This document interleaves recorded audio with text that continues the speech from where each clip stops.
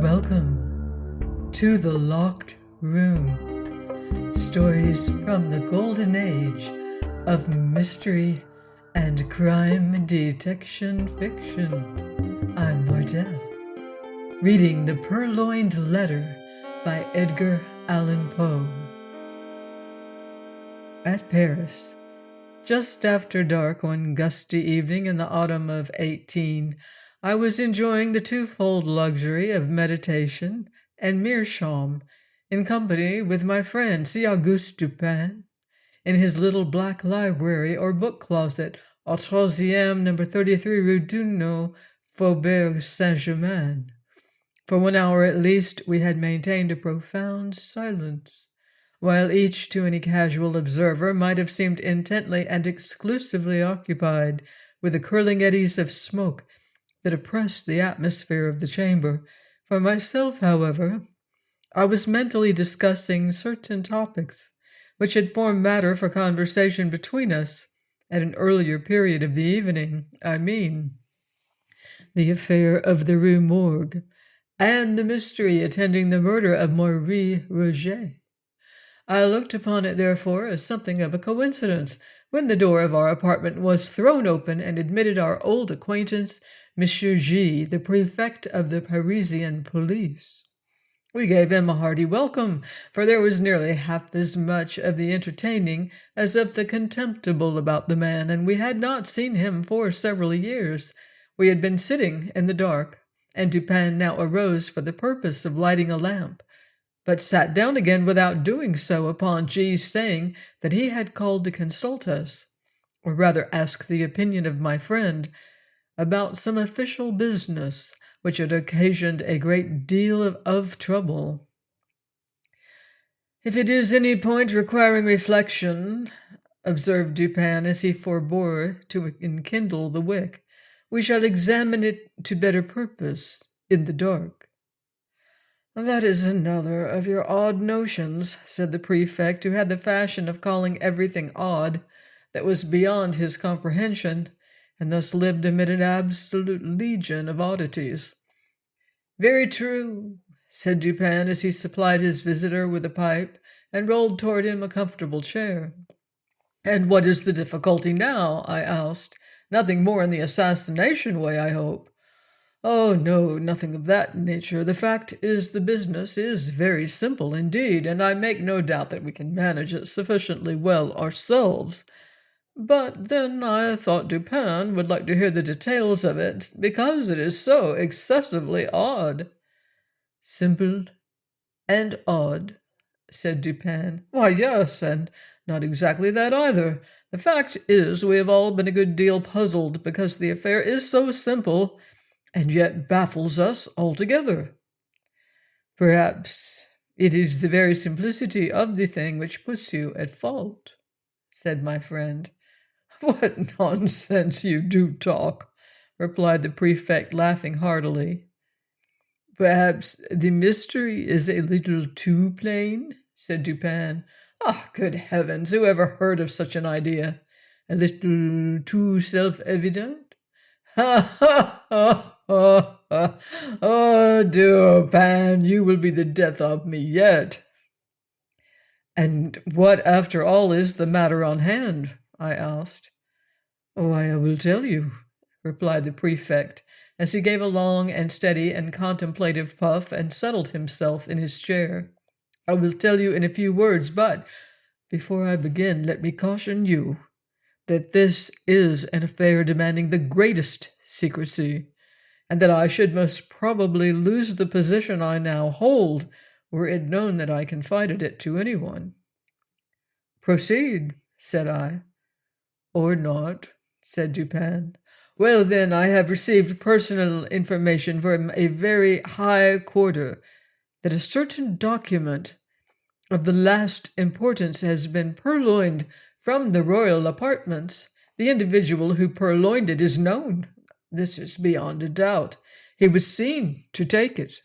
It is known also that it still remains in his possession." "How is this known?" asked Dupin. "It is clearly inferred," replied the prefect, "from the nature of the document and from the non-appearance of certain results, which would at once arise from its passing out of the robber's possession, that is to say, from his employing it as he must design in the end to employ it." "Be a little more explicit," I said. "Well, I may venture so far as to say that the paper gives its holder a certain power in a certain quarter where such power is immensely valuable." The prefect was fond of the cant of diplomacy. "Still, I do not quite understand," said Dupin. "No? Well, the disclosure of the document to a third person who shall be nameless would bring in question the honor of a personage of most exalted station, and this fact gives the holder of the document an ascendancy over the illustrious personage whose honor and peace are so jeopardized." "But this ascendancy," I interposed, "would depend upon the robber's knowledge of the loser's knowledge of the robber. Who would dare?" "The thief," said G, "is the Minister D, who dares all things, those unbecoming as well as those becoming a man. The method of the theft was not less ingenious than bold. The document in question, a letter, to be frank, had been received by the personage robbed while alone in the royal boudoir. During its perusal, she was suddenly interrupted by the entrance of the other exalted personage, from whom especially it was her wish to conceal it. After a hurried and vain endeavor to thrust it in a drawer, she was forced to place it, open as it was, upon a table. The address, however, was uppermost, and the contents thus unexposed. The letter exclaimed, 'Notice. At this juncture enters the Minister D. His lynx eye immediately perceives the paper, recognizes the handwriting of the address, observes the confusion of the personage addressed, and fathoms her secret. After some business transactions hurried through in his ordinary manner, he produces a letter somewhat similar to the one in questions, opens it, pretends to read it, and then places it in close juxtaposition to the other. Again he converses for some 15 minutes upon the public affairs. At length, in taking leave, he takes also from the table the letter to which he had no claim. Its rightful owner saw, but of course dared not call attention to the act, in the presence of the third personage, who stood at her elbow. The minister decamped, leaving his own letter, one of no importance, upon the table. "Here, then," said Dupin to me, "you have precisely what you demand to make the ascendancy complete. The robber's knowledge of the loser's knowledge of the robber." "Yes," replied the prefect, "and the power thus attained has for some months past been wielded for political purposes to a very dangerous extent. The personage robbed is more thoroughly convinced every day of the necessity of reclaiming her letter, but this, of course, cannot be done openly. In fine, driven to despair, she has committed the matter to me." "Then whom?" said Dupin, amid a perfect whirlwind of smoke. "No more sagacious agent could, I suppose, be desired or even imagined." "You flatter me," replied the prefect, "but it is possible that some such opinion may have been entertained." "It is clear," said I, "as you observe, that the letter is still in the possession of the minister, since it is this possession, and not any employment of the letter, which bestows the power. With the employment, the power departs." "True," said G, and upon this conviction I proceeded. My first care was to make a thorough search of the minister's hotel, and here my chief embarrassment lay in the necessity of searching without his knowledge. Beyond all things, I have been warned of the danger which would result from giving him reason to suspect our design. "But," said I, "you are quite au fait in these investigations. The Parisian police have done this thing often before." "Oh, yes, and for this reason I did not despair. The habits of the minister gave me, too, a great advantage. He is frequently absent from home all night. His servants are by no means numerous. They sleep at a distance from their master's apartment, and being chiefly Neapolitans, are readily made drunk. I have keys, as you know, with which I can open any chamber or cabinet in Paris. For 3 months, a night has not passed, during the greater part of which I have not been engaged personally in ransacking the D Hotel. My honor is interested, and to mention a great secret, the reward is enormous, so I did not abandon the search until I had become more fully satisfied that the thief is a more astute man than myself. I fancy that I have investigated every nook and corner of the premises in which it is possible that the paper can be concealed. But is it not possible, I suggested, that although the letter may be in possession of the minister, as it unquestionably is, he may have concealed it elsewhere than upon his own premises? This is barely possible, said Dupin. The present peculiar conditions of affairs at court, and especially of those intrigues in which D is known to be involved, would render the instant availability of the document, its susceptibility of being produced at a moment's notice, a point of nearly equal importance with its possession. Its susceptibility of being produced, said I. That is to say, of being destroyed, said Dupin. True, I observed. The paper is clearly then upon the premises. As for its being upon the person of the minister, we may consider that as out of the question. Entirely, said the prefect. He has been waylaid twice, as if by footpads, and his person rigidly searched under my own inspection. You might have spared yourself this trouble, said Dupin. D, I presume, is not altogether a fool, and if not, must have anticipated these waylayings as a matter of course. Not altogether a fool, said G, but then he is a poet, which I take to be only one remove from a fool. True, said Dupin, after a long and thoughtful whiff from his meerschaum, although I have been guilty of certain doggerel myself. Suppose you detail, said I, the particulars of your search. Why, the fact is, we took our time, and we searched everywhere. I have had long experience in these affairs. I took the entire building, room by room, devoting the nights of a whole week to each. We examined first the furniture of each apartment. We opened every possible drawer, and I presume you know that to a properly trained police agent such a thing as a secret drawer is impossible. Any man is a dolt who permits a secret drawer to escape him in a search of this kind. The thing is so plain. There is a certain amount of bulk of space to be accounted for in every cabinet. And then we have accurate rules. The 50th part of a line could not escape us. After the cabinets, we took the chairs. The cushions we probed with fine, long needles you've seen me employ. From the tables we removed the tops. Why so? Sometimes the top of a table or other similarly arranged piece of furniture is removed by the person wishing to conceal an article. Then the leg is excavated, the article deposited within the cavity, and the top replaced. The bottoms and tops of the bedposts are employed in the same way. But could not the cavity be detected by sounding? I asked. By no means, if, when the article is deposited, a sufficient wadding of cotton be placed around it. Besides, in our case, we were obliged to proceed without noise.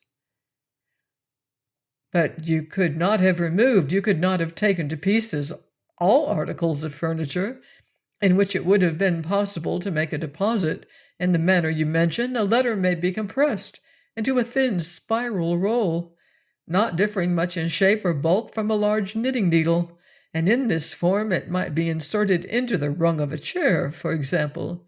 You did not take to pieces all the chairs. Certainly not, but we did better. We examined the rungs of every chair in the hotel, and indeed the joinings of every description of furniture by the aid of a most powerful microscope. Had there been any traces of recent disturbance, we should not have failed to detect it instantly. A single grain of gimlet dust, for example, would have been as obvious as an apple. Any disorder in the gluing, Any unusual gaping in the joints would have sufficed to ensure detection. I presume you looked to the mirrors between the boards and the plates, and you probed the beds and the bedclothes as well as the curtains and carpets. That, of course.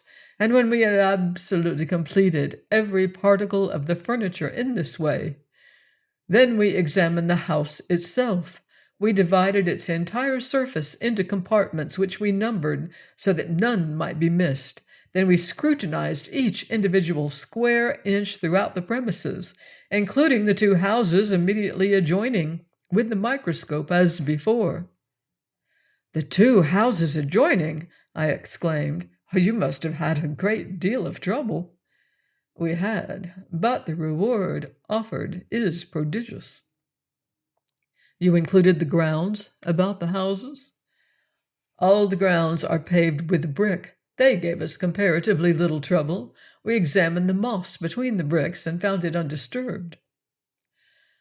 You looked among D's papers, of course, and into the books of the library. Certainly, we opened every package and parcel. We not only opened every book, but we turned over every leaf in each volume, not contenting ourselves with a mere shake. According to the fashion of some of our police officers, we also measured the thickness of every book cover with the most accurate measurement, and applied to each the most jealous scrutiny of the microscope. Had any of the bindings been recently meddled with, it would have been utterly impossible that the fact should have escaped observation. Some 5 or 6 volumes, just from the hands of the binder, we carefully probed longitudinally with the needles. You explored the floors, beneath the carpets. Beyond doubt, we removed every carpet and examined the boards with the microscope. And the paper on the walls? Yes. You looked into the cellars? We did. Then, I said, you have been making a miscalculation, and the letter is not upon the premises as you suppose. I fear you are right there, said the prefect. And now, Dupin, what would you advise me to do? To make a thorough research of the premises. That is absolutely needless, replied G. I am not more sure that I breathe than I am that the letter is not at the hotel. I have no better advice to give you, said Dupin. You have, of course, an accurate description of the letter. Oh, yes. And here the prefect, producing a memorandum book, proceeded to read aloud a minute account of the internal and especially of the external appearance of the missing document. Soon after finishing the perusal of this description, he took his departure, more entirely depressed in spirits than I had ever known the good gentleman before. In about a month afterward he paid us another visit, and found us occupied very nearly as before. He took a pipe and a chair, and entered into some ordinary conversation. At length I said, Well, but gee, what of the purloined letter?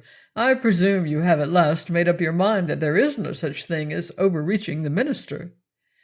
Confound him, say I. Yes, I made the re-examination, however, as Dupin suggested, but it was all labor lost, as I knew it would be.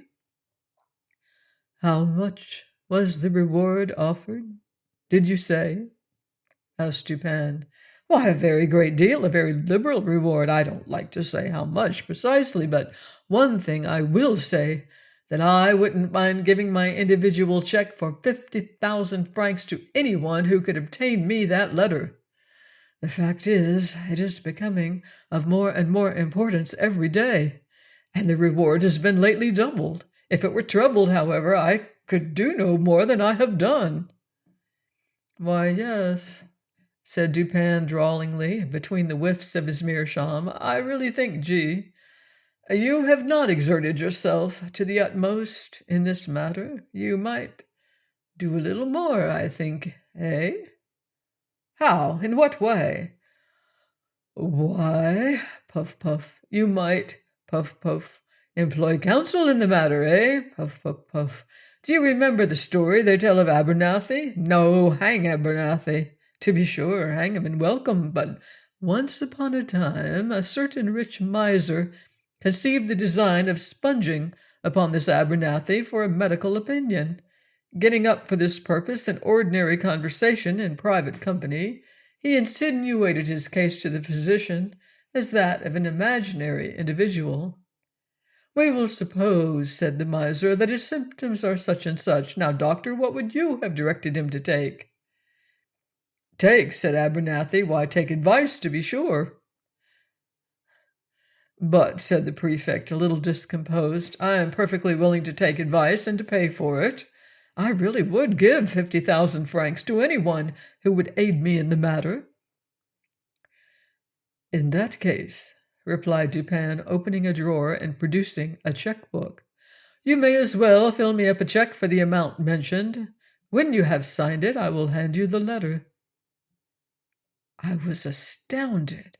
The prefect appeared absolutely thunderstricken. For some minutes he remained speechless and motionless, looking incredulously at my friend with open mouth and eyes that seemed starting from their sockets. Then, apparently recovering himself in some measure, he seized a pen and, after several pauses and vacant stares, finally filled up and signed a check for 50,000 francs and handed it across the table to Dupin. The latter examined it carefully and deposited it in his pocketbook. Then, unlocking an escritoire, took thence a letter and gave it to the prefect. This functionary grasped it in a perfect agony of joy, opened it with a trembling hand, cast a rapid glance at its contents, and then, scrambling and struggling to the door, rushed at length unceremoniously from the room and from the house, without having uttered a syllable, since Dupin had requested him to fill up the check. When he had gone, my friend entered into some explanations. "The Parisian police," he said, "are exceedingly able in their way. They are persevering, ingenious, cunning, and thoroughly versed in the knowledge which their duties seem chiefly to demand.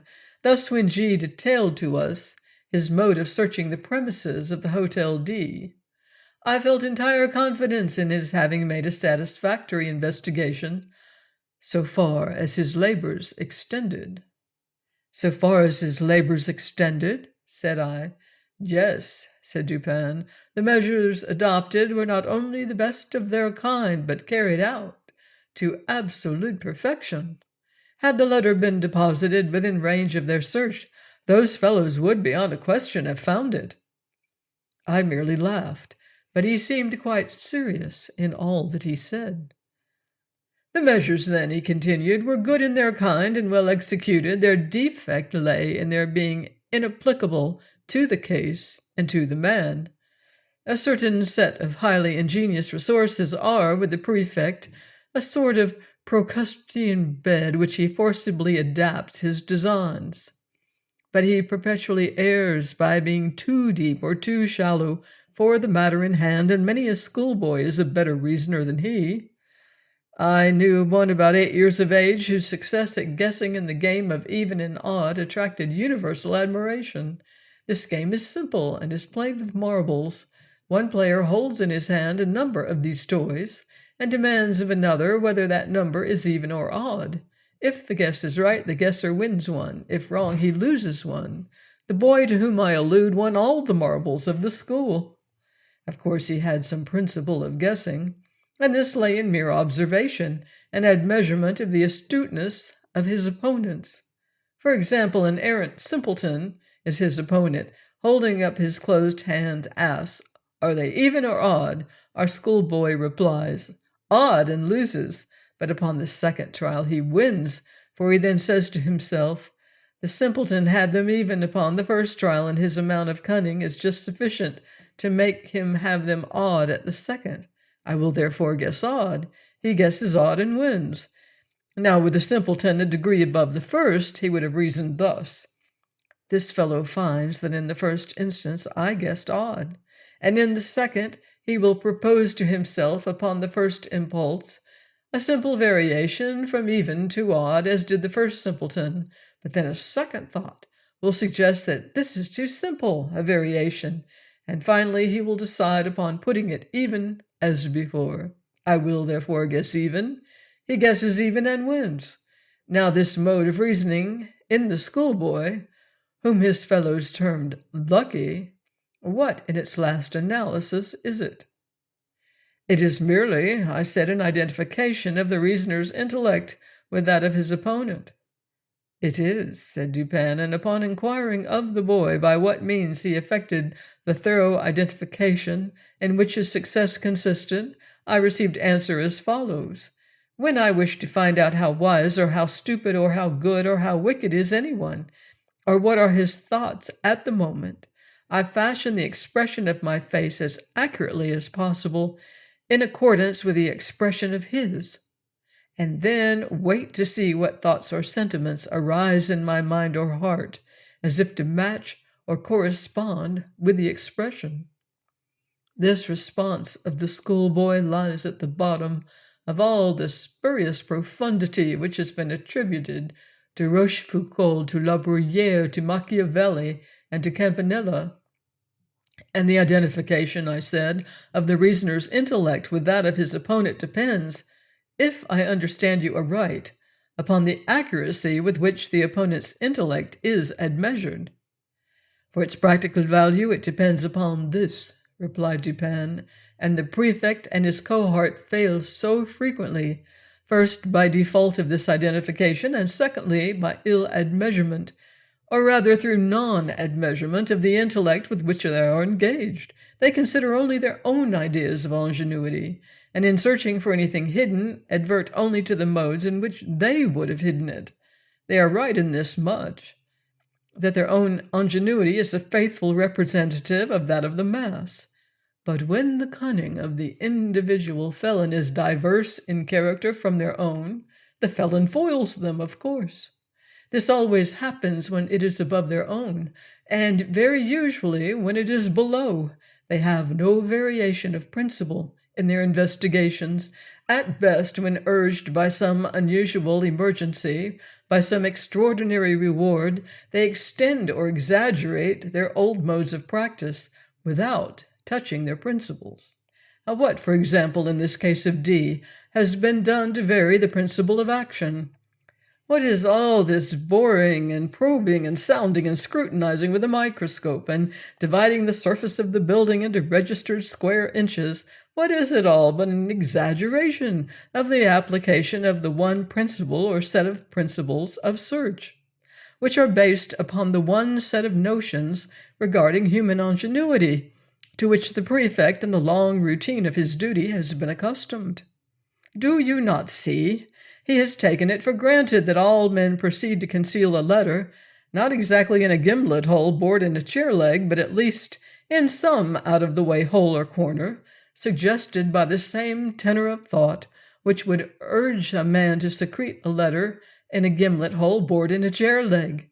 And do you not see also that such recherché nooks for concealment are adapted only for ordinary occasions, and would be adopted only by ordinary intellects, for in all cases of concealment, a disposal of the article concealed, a disposal of it in this recherche manner, is in the very first instance presumable and presumed, and thus its discovery depends not at all upon the acumen, but altogether upon the mere care, patience, and determination of the seekers. And where the case is of importance, or what amounts to the same thing in the political eyes, when the reward is of magnitude, the qualities in question have never been known to fail. You will now understand what I meant in suggesting that had the purloined letter been hidden anywhere within the limits of the prefect's examination, in other words, had the principle of its concealment been comprehended within the principles of the prefect, its discovery would have been a matter altogether beyond question. This functionary, however, has been thoroughly mystified, and the remote source of his defeat lies in the supposition that the minister is a fool because he has acquired renown as a poet. All fools are poets. This the prefect feels. He is merely guilty of a non-distributio medii, and thence inferring that all poets are fools.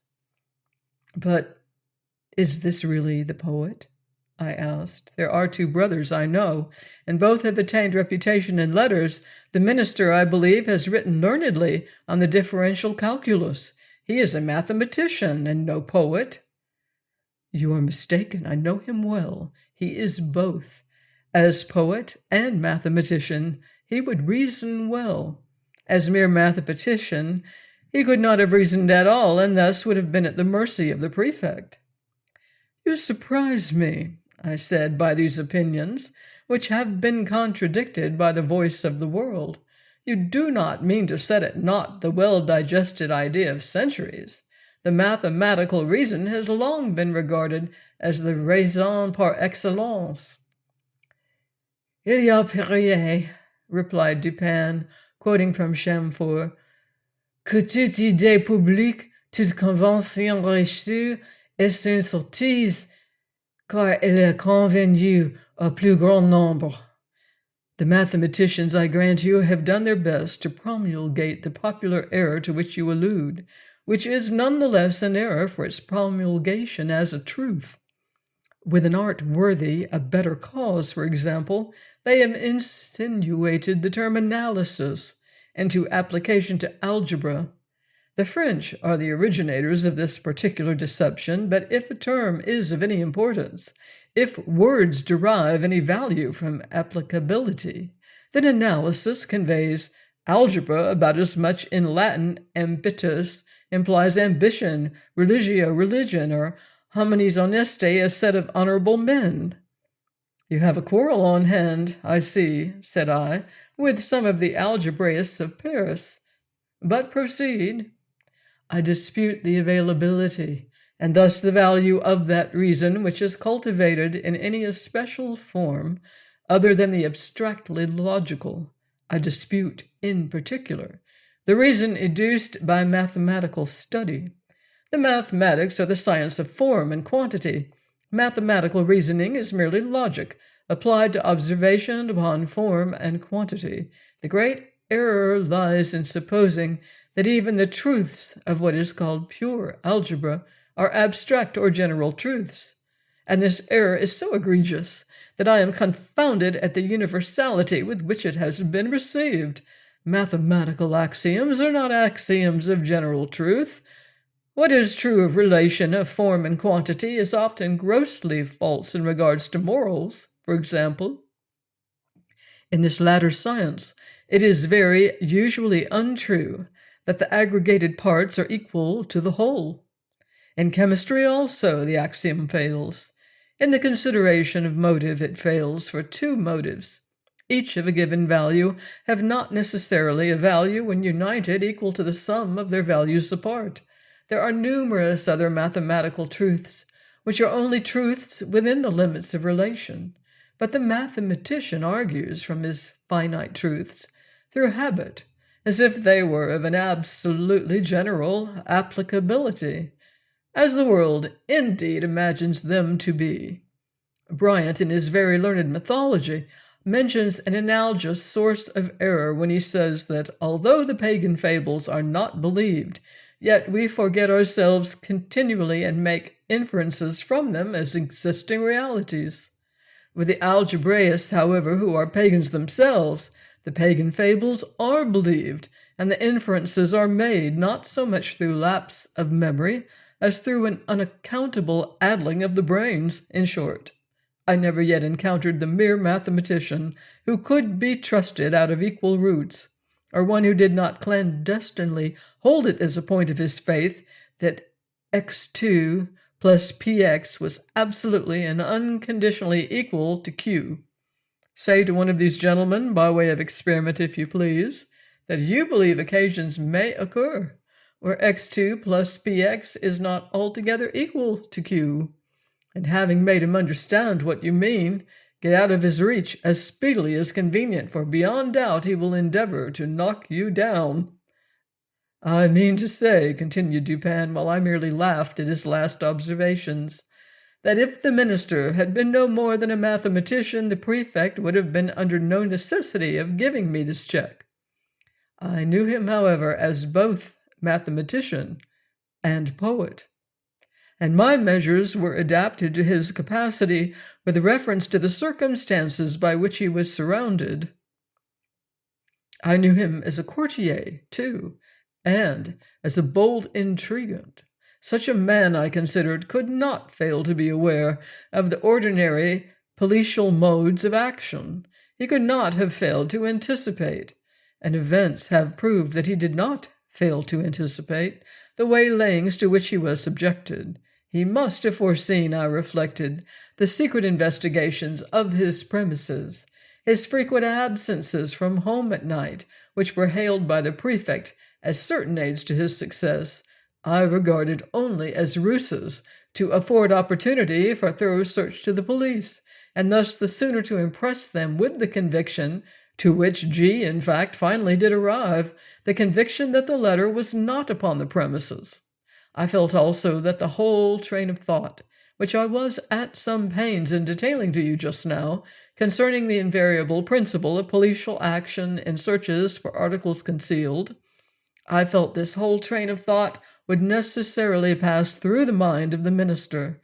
It would imperatively lead him to despise all the ordinary nooks of concealment. He could not, I reflected, be so weak as to not see that the most intricate and remote access of his hotel would be as open as his commonest closets to the eyes, to the probes, to the gimlets, and to the microscopes of the prefect. I saw, in fine, that he would be driven, as a matter of course, to simplicity, if not deliberately induced to it as a matter of choice.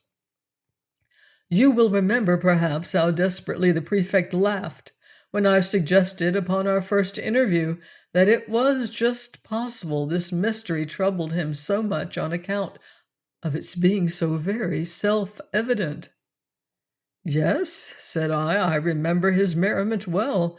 I really thought he would have fallen into convulsions. "The material world," continued Dupin, "abounds with very strict analogies to the immaterial, and thus some color of truth has been given to the rhetorical dogma that metaphor or simile may be made to strengthen an argument as well as to embellish a description. The principle of the vis interne, for example, seems to be identical in physics and metaphysics. It is not more true in the former than a large body is with more difficulty set in motion than a smaller one, and that its subsequent momentum is commensurate with this difficulty. Than it is in the latter that intellects of the vaster capacity, while more forcible, more constant, and more eventful in their movements than those of inferior grade, are not yet the less readily moved, and more embarrassed, and full of hesitation in the first few steps of their progress. Again, have you ever noticed which of the street signs over the shop doors are the most attractive of attention?" "I've never given the matter a thought," I said. "There is a game of puzzles," he resumed, "which is played upon a map. One party playing requires another to find a given word, the name of a town, river, state, or empire, any word, in short, upon the motley and perplexed surface of the chart. A novice in the game generally seeks to embarrass his opponents by giving them the most minutely lettered names, but the adept selects such words as stretch in large characters from one end of the chart to the other. These, like the overly large lettered signs and placards of the street, escape observation by dint of being excessively obvious, and here the physical oversight is precisely analogous with the moral inapprehension by which the intellect suffers to pass unnoticed those considerations which are too obtrusively and too palpably self-evident. But this is a point, it appears, somewhat above or beneath the understanding of the prefect. He never once thought it probable or possible that the minister had deposited the letter immediately beneath the nose of the whole world, by way of best preventing any portion of that world from perceiving it. But the more I reflected upon the daring, dashing, and discriminating ingenuity of D, upon the fact that the document must always have been at hand if he intended to use it to good purpose, and upon the decisive evidence obtained by the prefect that it was not hidden within the limits of that dignitary's ordinary search, the more satisfied I became that, to conceal this letter, the minister had resorted to the comprehensive and sagacious expedient of not attempting to conceal it at all. Full of these ideas, I prepared myself with a pair of green spectacles and called one fine morning quite by accident at the ministerial hotel. I found D at home, yawning, lounging, dawdling as usual, and pretending to be in the last extremity of ennui. He is perhaps the most really energetic human being now alive, but that is only when nobody sees him. To be even with him, I complained of my weak eyes and lamented the necessity of the spectacles, under cover of which I cautiously and thoroughly surveyed the whole apartment, while seemingly intent only upon the conversation of my host. I paid especial attention to a large writing table near which he sat, and upon which lay confusedly some miscellaneous letters and other papers, with one or two musical instruments and a few books. Here, however, after a long and very deliberate scrutiny, I saw nothing to excite particular suspicion. At length my eyes, in going the circuit of the room, fell upon a trumpery filigree card-rack of pasteboard that hung dangling by a dirty blue ribbon from a little brass knob just beneath the middle of the mantelpiece. In this rack, which had 3 or 4 compartments, were 5 or 6 visiting cards and a solitary letter.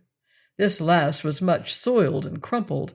It was torn nearly in two across the middle, as if a design in the first instance to tear it entirely up as worthless had been altered or stayed in the second. It had a large black seal bearing the D cipher very conspicuously, and was addressed in a diminutive female hand to D, the minister himself. It was thrust carelessly, and even, as it seemed, contemptuously, into one of the uppermost divisions of the rack. No sooner had I glanced at this letter than I concluded it to be that of which I was in search. To be sure, it was, to all appearance, radically different from the one of which the prefect had read us so minute a description. Here the seal was large and black, with the D cipher. There it was small and red, with the ducal arms of the S family. Here the address to the minister was diminutive and feminine. There the superscription to a certain royal personage was markedly bold and decided. The size alone formed a point of correspondence. But then the radicalness of these differences, which was excessive, the dirt, the soiled and torn condition of the paper, so inconsistent with the true methodical habits of D, and so suggestive of a design to delude the beholder into an idea of the worthlessness of the document. These things, together with the hyper-obtrusive situation of this document, full in the view of every visitor, and thus exactly in accordance with the conclusions to which I had previously arrived, these things, I say, were strongly corroborative of suspicion in one who came with the intention to suspect. I protracted my visit as long as possible, and while I maintained a most animated discussion with the minister upon a topic which I knew well had never failed to interest and excite him, I kept my attention really riveted upon the letter. In this examination I committed to memory its external appearance and arrangements in the rack, and also fell at length upon a discovery which set at rest whatever trivial doubt I might have entertained. In scrutinizing the edges of the paper, I observed them to be more chafed than seemed necessary. They presented the broken appearance which is manifested when a stiff paper, having been once folded and pressed with a folder, is refolded in a reverse direction, in the same creases or edges which had formed the original fold. This discovery was sufficient. It was clear to me that the letter had been turned as a glove inside out, redirected, and resealed. I bade the minister good morning and took my departure at once, leaving a gold snuff-box upon the table. The next morning I called for the snuff-box, when we resumed quite eagerly the conversation of the preceding day. While thus engaged, however, a loud report, as if of a pistol, was heard immediately beneath the windows of the hotel, and was succeeded by a series of fearful screams, and the shoutings of a terrified mob. D rushed to a casement, threw it open, and looked out. In the meantime, I stepped to the card-rack, took the letter, put it in my pocket, and replaced it by a facsimile. So far as regards externals, which I had carefully prepared at my lodgings, imitating the D cipher very readily by means of a seal formed of bread. The disturbance in the street had been occasioned by the frantic behavior of a man with a musket. He had fired it among a crowd of women and children. It proved, however, to have been without a ball, and the fellow was suffered to go on his way as a lunatic or a drunkard. When he had gone, D came from the window, whither I had followed him immediately upon securing the object in view. Soon afterward I bade him farewell. The pretended lunatic was a man in my own pay. "But what purpose had you," I asked, "in replacing the letter by a facsimile? Would it not have been better at the first visit to have seized it openly and departed?" "D," replied Dupin, "is a desperate man and a man of nerve. His hotel, too, is not without attendants devoted to his interests. Had I made the wild attempt you suggest, I might never have left the ministerial presence alive. The good people of Paris might have heard of me no more. But I had an object apart from these considerations. You know my political prepossessions. In this matter I act as a partisan of the lady concerned. For 18 months the minister has had her in his power. She has now him in hers.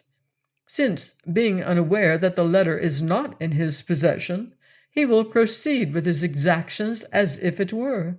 Thus will he inevitably commit himself at once to his political destruction. His downfall, too, will not be more precipitate than awkward. It is all very well to talk about the facilis descensus Averni, but in all kinds of climbing, as Catalini said of singing, it is far more easy to get up than to come down. In the present instance, I have no sympathy, at least no pity, for him who descends. He is that monstrum horrendum, an unprincipled man of genius. I confess, however, that I should like very well to know the precise character of his thoughts, when being defied by her whom the prefect terms a certain personage, he is reduced to opening the letter which I left for him in the card-rack. How? Did you put anything particular in it? Why, it did not seem altogether right to leave the interior blank. That would have been insulting. D at Vienna once did me an evil turn, which I told him quite good-humoredly that I should remember. So as I knew he would feel some curiosity in regard to the identity of the person who had outwitted him, I thought it a pity not to give him a clue. He is well acquainted with my manuscript, and I just copied into the middle of the blank sheet the words, "Une descente si funestre, s'il ne digne d'autrui et digne de thestre." They are to be found in Crébillon's Atrait. Join me next time for more devious dealings and daring detection here on The Locked Room. In the meantime, beware of footsteps in the dark.